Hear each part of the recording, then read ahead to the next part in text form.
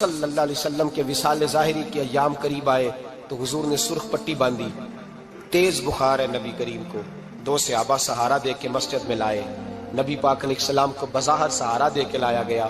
کریم رسول نے لوگوں کو جمع کیا، حضور آج کیا ہونے والا ہے، آج کیا کہا جائے گا، آج کس لیے میٹنگ بلائی ہے؟ نبی کریم کے کل صحابہ جب مسجد میں جمع ہوئے تو کھچا کھچ مسجد بھری ہے۔ وصال ظاہری سے چند یوم پہلے کی بات، نبی پاک نے فرمایا آج تمہیں کوئی جہاد کی ترغیب نہیں دینی، آج کوئی نیا پیغام نہیں دینا، آج تمہیں بتانا ہے کہ رب نے اپنے بندے کو اختیار دیا ہے، چاہے تو دنیا میں رہے چاہے تو اس کی بارگاہ میں حاضر ہو جائے۔ اس عبد نے بارگاہ ربوبیت کی طرف لوٹنے کا ارادہ کر لیا ہے۔ حضرت صدیق اکبر رونے لگے تو صحابہ نے کہا تمہیں کیا ہوا؟ کہنے لگے سمجھ نہیں رہے، کسی کی بات نہیں کر رہے، نبی پاک تو اپنی بات فرما رہے ہیں، اس نے جانے کا ارادہ کر لیا۔ سنیے میرے بھائی، محبوب پاک نے فرمایا بھائی کسی شخص کو میری طرف سے کوئی تکلیف پہنچی ہو تو بدلہ لے سکتا ہے، بدلہ لے سکتا ہے، کسی کو تکلیف پہنچی ہو۔ صحابہ پھوٹ کے رونے لگے، محبوبہ کرم ہی کرم ہوا ہے، رحمت ہی رحمت آئی، آپ کے بارے میں گمان کرنے والا بھی دائرہ ایمان سے نکل جائے گا۔ حضور آپ کیا فرما رہے ہیں؟ فرمایا نہیں بھائی اٹھو۔ پیچھے سے جناب عکاشہ بن محصن اٹھے، ہاتھ کانپتے ہیں، آگے بڑھے، کہنے لگے یا رسول اللہ، ایک جنگ کے موقع پر آپ نے درہ مارا تھا، ننگی پیٹھ پر صفیں سیدھی کراتے، بات دل میں رہ گئی ہے، میں نے بدلہ لینا ہے۔ نبی کریم نے فرمایا بلال دوڑ کے جاؤ، فاطمہ کے گھر درہ پڑا ہے، درہ لاؤ۔ سیدنا بلال حبشی کہتے میں گیا، دستک دی، سیدہ طیبہ طاہرہ حضرت فاطمہ فرمانے لگی بلال کیسے آئے ہو؟ اماں جی وہ درہ چاہیے تھا۔ سیدہ کو تشویش ہوئی، کہنے لگے بلال نہ تو جنگ پہ جانا ہے، نہ جہاد ہے، نہ کوئی ایسا موقع ہے، حضور کی تو طبیعت مبارک بظاہر بڑی علیل ہے، درہ کیا کریں گے؟ حضرت بلال عرض کرنے لگے اماں جی ایک صحابی بدلہ لینے لگے ہیں، صاحب طبقات نے جملے لکھے ہیں، کہتے ہیں بی بی صاحبہ نے درہ بھی دیا اور امام حسن حسین کو بھی باہر نکالا۔ فرمانے لگی عکاشہ سے کہنا 100 درے مارے، ان دو شہزادوں کے جسم پر نبی پاک کے قریب نہ جائے، میں نے 2 بچے پیدا ہی اپنے محبوب پر قربان کرنے کے لیے کیے، ان کو لے جائے۔ حضرت بلال کہتے میں 2 شہزادے لے کے آیا، اور جب دروازے میں میں لے کے پہنچا تو نبی پاک نے دیکھا تو آنکھوں میں آنسو آ گئے، فرمایا ان کو بٹھا دو، مجھے پتا ہے فاطمہ نے کیا کہہ کے بھیجا ہے۔ حضرت سیدنا بلال فرماتے ہیں درہ میں نے جناب عکاشہ کو دیا، حضرت عکاشہ درہ لے کے آگے جو بڑھے تو حضرت ابوبکر صدیق نے ان کے پیروں پہ ہاتھ رکھا، فرمایا عکاشہ میری طرف آ یار، مجھے مار درے، نبی پاک کے قریب نہ جا۔ مصطفیٰ کریم نے فرمایا ابوبکر تو ہٹ جا، اسے آنے دے۔ فرماتے ہیں میں چند قدم آگے گیا تو مولا علی شیر خدا نے میرے پیر پہ ہاتھ رکھا، کہنے لگے عکاشہ سوچ تو صحیح تو کیا کر رہا ہے؟ حضور نے فرمایا علی ہٹ جاؤ، میرا اور ان کا معاملہ ہے۔ جناب عکاشہ آگے بڑھ رہے، نبی کریم نے فرمایا میں اپنی امت کو درس دینا چاہتا ہوں، خبردار خبردار زندگی میں تمہارے ہاتھ سے زبان سے کسی کو تکلیف نہ پہنچنے پائے، خبردار یاد رکھنا وہ معاشرے بگڑ جاتے ہیں، وہ معاشرے تباہ کر دیے جاتے ہیں جہاں ظلم ہوتا ہے، جہاں زیادتی ہوتی ہے، جہاں لوگوں کو ستایا جاتا ہے۔ محبوب کریم کے قریب آئے حضرت عکاشہ کہ حضور میری پیٹھ ننگی تھی، آپ بھی ذرا کپڑا ہٹائیے۔ نبی کریم نے پیٹھ سے کپڑا ہٹایا، جناب عکاشہ نے درہ جو اٹھایا تو صحابہ کی چیخیں نکلی، حضرت عکاشہ نے درہ دور پھینکا، حضور کے بطن اطہر سے لپٹ گئے، چومنے لگے، کہنے لگے حضور وہ تو صفیں سیدھی کراتے لگ گیا تھا، آپ نے کہاں مارا تھا؟ یا رسول اللہ میں تو بہانہ بنا رہا تھا کہ جاتی دفعہ مجھے وجود چومنے کا موقع نصیب ہو جائے، مجھے یہ موقع نصیب ہو جائے۔ میرے حبیب نے فرمایا جس نے جنتی دیکھنا ہو میرے عکاشہ کی زیارت کر لے۔ بھائی ظلم کا دروازہ کھلا ہوا ہے اور لوگ بھول جاتے ہیں زیادتی کرتے ہوئے، وہ بہو سے ہی کیوں نہ کریں، وہ اپنے گھر کے بھول جاتے ہیں کہ شاید پوچھنے والا کوئی نہیں، شاید میزان نہیں لگے گا۔ ایران کے بادشاہ نے اپنے بیٹے کو پڑھانے کے لیے ایک استاد صاحب کا بندوبست کیا، استاد صاحب کو کہا کہ میرے بچے کو دین پڑھائیے، میں چاہتا ہوں کل اس نے انان حکومت کو سنبھالنا ہے تو یہ دین سے آگاہ ہو جائے، اس کو کچھ سکھائیے پڑھائیے۔ بہت نیک بزرگ بڑے درویش عالم پڑھانے لگے، اسباق مکمل ہو گئے، دین کے اسباق قرآن مجید پڑھایا، احادیث طیبہ کا درس دیا، اصول فقہ سے روشناس کرایا۔ جب بچے نے مکمل تعلیم حاصل کر لی اور آمین ہو گئی، دستار ہو گئی، فارغ ہو گئے تو پھر ایک دن استاد صاحب نے کہا بیٹے کل تم نے ضرور آنا ہے، کچھ بات کرنی ہے۔ شہزادہ گیا ملنے استاد صاحب سے، استاد صاحب نے کنڈی لگا لی، ہاتھ میں درہ پکڑ لیا، مار مار کے پورے وجود کو زخمی کر دیا، کوئی غلطی نہیں، کوئی بات نہیں، مارا. اب بچہ آیا آ کے بادشاہ سلامت سے کہا کہ ابا جی سمجھ نہیں آئی, بڑا مارا ہے استاد. تو سیانے تھے نا بادشاہ, یہاں تو قاری صاحب روز کٹہرے میں کھڑے ہوتے ہیں, مولوی صاحب آپ نے میرے بچے کو کیوں مارا ہے؟ آپ 8,000 کے مولوی ہیں, میرا کئی کروڑ کا بچہ ہے, سویرے بدل لیں گے. خبردار آپ نے بچے کو ہاتھ لگایا, اپنی حیثیت میں رہے معاذ اللہ. جو قومیں استادوں کو کٹہروں میں کھڑا کرتی ہیں وہ ترقی نہیں کر پاتی. جو استادوں کو کٹہروں میں روز کھڑا کرتے ہیں. کہا ابا جی بڑا مارا ہے. تو والد بڑے سمجھدار تھے, کہنے لگے بیٹا استاد باپ ہوتا ہے, وہ زیادتی نہیں کرتا. کوئی بات ہوگی, میں تیرے استاد کو کٹہرے میں نہیں بلاؤں گا. اماں سے بات کی, اماں کہنے لگی بیٹا میں تیرے باپ سے کیسے بات کروں, ڈرا تھا. وقت گزر گیا, 22 سال بیت گئے. 22 سال گزر گئے. بادشاہ کا انتقال ہوا, شہزادہ تخت پہ بیٹھا. پہلا حکم یہ دیا کہ میرے استاد کو بلاؤ. پہلا حکم. استاد جی بوڑھے ہو گئے تھے, چھڑی کے اوپر ڈیگ لگا کے آئے اور بھمیں سفید ہو کے جھک گئی تھیں. یوں آنکھ کھول کے بڑی مشکل سے دیکھا, کہنے لگے شہزادے حکم ہو. کب میں شہزادہ نہیں, اب میں بادشاہ بن گیا ہوں.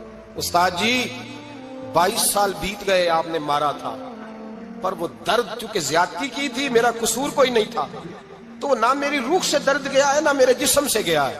میں بے اختیار تھا, پوچھ نہیں سکتا تھا, آج با اختیار ہوا ہوں.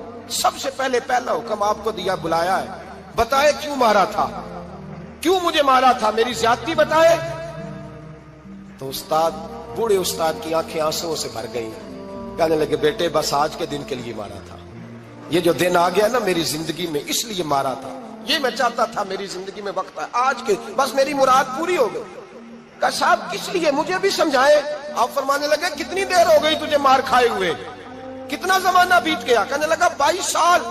فرمایا زخم بھولے تو نہیں, درد ختم تو نہیں ہوئی, تمہیں بات 1 منٹ کے لیے بھی تمہارے حافظے سے محو تو نہیں ہوئی. کہ استاد جی روز رات کو یاد آتی, روز خیال آتا تھا. استاد کہنے لگے بھائی تو بے اختیار تھا, پوچھ نہیں سکا, 22 سال تجھے یاد رہا. مجھے پتا تھا تو ایک دن حکمران بنے گا, میں نے تجھے اس لیے مارا تھا کہ بیٹے یاد رکھنا, کسی پہ ظلم نہ کرنا. اگر تجھے 22 سال تک یاد رہا ہے تو جس پر تو ظلم کرے گا اسے بھی قیامت تک یاد رہے گا. اور یہ یاد رکھنا, تو آج با اختیار ہوا تو تو نے مجھے بلا لیا ہے, قیامت کے دن غریب با اختیار ہو جائیں گے, مظلوم با اختیار ہو جائیں گے. وہ با اختیار ہوں گے باللہ الواحد القہار, رب کریم کی بارگاہ کے اندر ان کا اختیار ہوگا, اکیلے اللہ کی حکمرانی ہوگی. پھر وہ بلائیں گے بڑے بڑے کج کلاہ, دنیا میں جن کی پگڑیاں اونچی تھیں وہ سر جھکائے کھڑے ہوں گے. دنیا میں جو ڈکٹیٹر بنتے تھے ان کی پشتیں لال ہوں گی, ان کو غدار لکھا جائے گا, قیامت تک نہیں بھولے گا. ظلم کرنا تو سوچ سمجھ کے کرنا, اتنا کرنا جتنا تم سہ سکتے ہو, اتنی زیادتی کرنا جتنی قیامت میں تم برداشت کر سکتے ہو. میرے نبی کریم صلی اللہ علیہ وسلم نے فرمایا ظلم سے بچو, یہ قیامت کے اندھیروں میں سے ایک اندھیرا ہوگا. زندگی میں زیادتی نہ کریں. اگر تھوڑی دیر کے لیے کوئی چیز برداشت کر جائیں گے تو وہ فائدہ دے جائے گی, کچھ دیر کے لیے اگر سہ جائیں گے تو نفع مل جائے گا. سہنے کی کوشش کریں لیکن زیادتی نہ کریں. نظر کو, سوچ کو, ذہن کو پاک رکھیں. اور میرے بھائی زندگی پوری ظلم سے بچیں, زیادتی سے بچیں. امیر المومنین حضرت جناب سیدنا عمر فاروق رضی اللہ تعالیٰ عنہ رات گھر میں تھے تو رونے لگے, بڑی دیر تک روتے رہے. والدہ اٹھی تو صاحبزادے سے کہنے لگی پتہ کرو تمہارے باپ کو کیا مسئلہ ہے. شہزادے آئے, کہنے لگے امیر المومنین والد گرامی کیا ہوا. تو حضرت عمر فاروق کہنے لگے بیٹا اپنی اماں کو بلاؤ. والدہ آ گئی, کیا بات ہے, کچھ طبیعت خراب ہے تو حکیم کا بندوبست کیا جائے. تو حضرت عمر کہنے لگے کچھ بھی نہیں, آج مسجد سے نکلا ہوں تو نبی پاک کے صحابہ میری تعریفیں کر رہے تھے.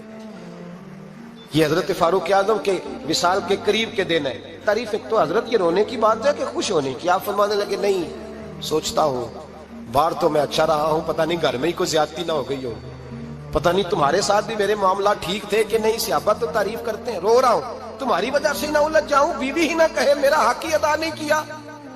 یہ لفظ کہتے کہتے پہاڑ ہے یہ شخص, کیسر و کسرا کامتے ہیں. حضرت عمر رو پڑے. بی بی سے کہنے لگے مجھے اللہ کی رضا کے لیے معاف نہیں کر دیتی, میرے اوپر بوجھ تھا امت کا, میں ساری رات مدینے کی گلیوں میں پھرتا تھا, دن سارا مسجد میں گزرتا تھا, میں تجھے وقت نہیں دے پایا, معاف نہیں کر دیتی.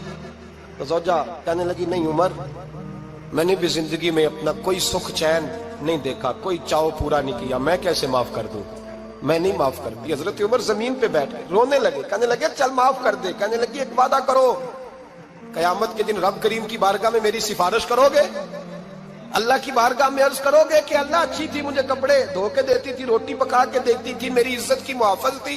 جناب عمر کہنے لگے تیرے ساتھ وعدہ ہے، رب اپنے فضل سے عمر کو جنت دے گا تو عمر تجھے جنت میں ساتھ لے کر کے جائے گا، تیرے ساتھ وعدہ ہے۔ میرے بھائی جن کے دلوں میں احساس تھا کہ ہم سے کوئی زیادتی نہ ہو جائے کسی جگہ، وہ تو یہاں تک معاملہ کرتے تھے، یہاں تک ان کا خیال رہتا تھا۔ عزیزو، ایک تو نظر میں حیا پیدا کریں، والدین کی بہت بڑی ذمہ داری ہے۔ لاکھوں بچے مرضی کی شادیاں کر رہے ہیں، ہزاروں گھر اجڑ رہے ہیں، یہ وہ والا زہر ہے جو ہر گھر میں تیزی سے پھیلتا چلا جا رہا ہے۔ پہلے ہم کہتے تھے کہ بچہ باہر نہ نکلے، اب کہتے ہیں اللہ کہیں موبائل لے کے تنہا نہ بیٹھ جائے، کہیں تنہا نہ بیٹھ جائے، کیا بنے گا اس کا اگر یہ گندگی اور یہ ایسا نشہ ہے جو اجاڑ کے رکھ دے۔ بخاری شریف میں حدیث ہے، قاضی ایاز مالکی رحمۃ اللہ علیہ نے بڑی تفصیل سے لکھی ہے، راوی حضرت انس بن مالک ہیں۔ ایک بندہ بڑی دور سے آیا نبی پاک صلی اللہ علیہ وسلم کی زیارت کے لیے، بڑی دور سے۔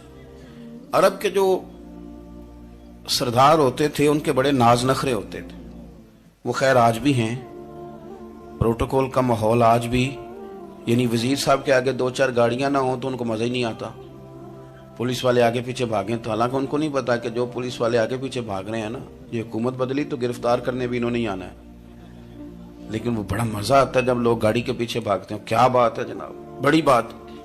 اور ہماری طبیعتوں میں پتہ نہیں کون سی، تو نبی پاک صلی اللہ علیہ وسلم کی خدمت میں وہ شخص بڑی دور سے آیا، تو عرب کے بادشاہوں کا مزاج تھا، پروٹوکول بڑا چاہتے تھے، ان کا تو یہ طریقہ تھا کہ حکمرانی کرنی ہے جیسے بھی ہو۔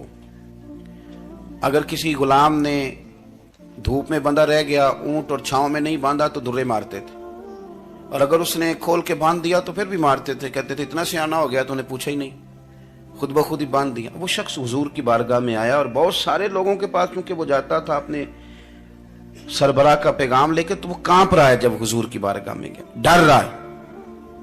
اب ذرا بات کو سمجھنا، نبی پاک صلی اللہ علیہ وسلم نے اس سے فرمایا کیوں ڈرتے ہو؟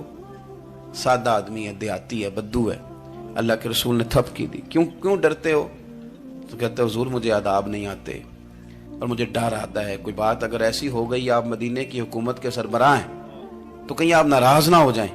حضرت انس بن مالک فرماتے ہیں بات کہاں کی تھی، پہنچ کہاں گئی؟ جب اس نے یہ کہا نا کہ آپ تو حکومت کے سربراہ ہیں، کہیں کوئی غلطی نہ مجھ سے ہو جائے، تو نبی پاک کی آنکھوں میں آنسو آ گئے، حضور رونے لگے، اور نبی پاک صلی اللہ علیہ وسلم فرمانے لگے نہ بھائی تو کسی حکومت کے سربراہ کے پاس نہیں آیا، نہ تو اس بیٹے کے پاس آیا ہے جس کی ماں گوشت کے خشک ٹکڑے کھا کے بھی گزارا کر لے گی۔ میں تو ایک غریب ماں کا بیٹا ہوں۔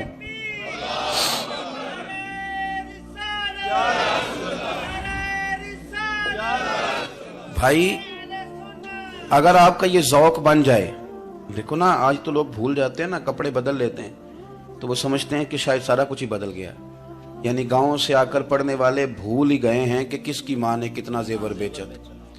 لوگ بھول جاتے ہیں چیزوں کو، اپنے ماضی کو یاد رکھیں، آپ لوگوں کے ساتھ پیار کریں، آپ لوگوں کو موقع دیں، آپ تھوڑی سی اور کوشش کریں اس شخص تک جانے کی جو آپ کو مایوس نظر آ رہا ہے، پریشان نظر آ رہا ہے۔ یہ ہمیں میلاد والے محبوب صلی اللہ علیہ وسلم نے درس دی۔ ایک اور پہلو، حضور سید عالم صلی اللہ علیہ وسلم نے، ہمارے ہاں نا ابھی بھی برادری کی تقسیم ہے، ابھی بھی، اور کچھ میں نے ایسے کمزور لوگ بھی دیکھے، یہ اس طرح کی حرکتیں ہارے ہوئے لوگ کرتے ہیں، ہارے ہوئے لوگ جو اپنے آپ کو سمجھتے ہیں کہ میں کوئی بڑا آدمی ہوں۔ بڑا آدمی تو اپنے اخلاق سے ہوتا ہے، اپنے کردار سے ہوتا ہے، اپنی سخاوت سے ہوتا ہے، لوگوں سے پیار کرنے سے ہوتا ہے۔